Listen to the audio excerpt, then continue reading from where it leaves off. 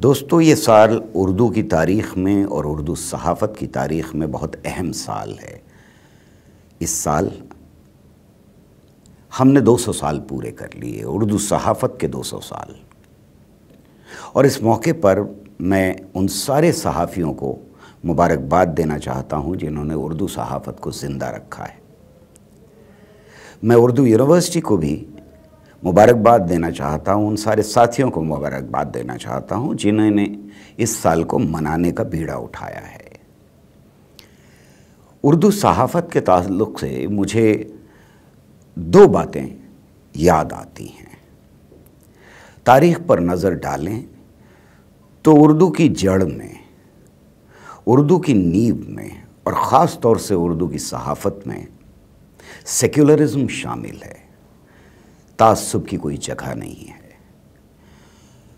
जब पहला अखबार शुरू होता है, जब पहला मैगज़ीन शुरू होता है, तो हम ये देखते हैं कि उसकी शुरुआत करने वाले हरिहर दत्त हैं, उसके एडिटर सदा सुख हैं और उसकी पब्लिशिंग करने वाले विलियम हॉप्किन हैं।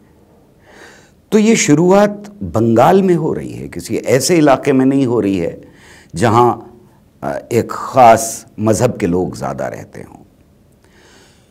200 साल पहले हम ये देखते हैं कि जिन्हें वर्नाकुलर लैंग्वेजेस कहा जाता था अंग्रेज़ी ज़बान में, और अंग्रेज़ों ने जिन हिंदुस्तानी ज़बानों को वर्नाकुलर लैंग्वेज कहा था, उसमें उर्दू दूसरी ज़बान साबित होती है जिसने सहाफ़त शुरू की।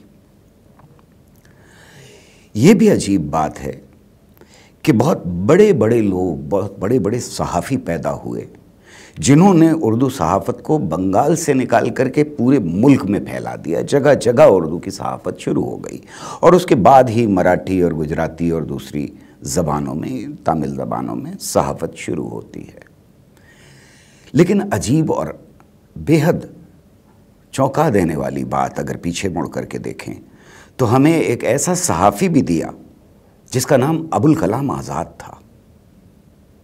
ये सहाफ़ी आगे चल करके आज़ाद हिंदुस्तान का पहला तालीम का वज़ीर बनता है। तो उर्दू सहाफ़त ने सिर्फ सहाफ़त में ही अपना कंट्रीब्यूशन नहीं दिया है, बल्कि इस मुल्क की तालीम को जिस तरह से ढाला गया उसमें भी एक बड़े सहाफ़ी का नाम है।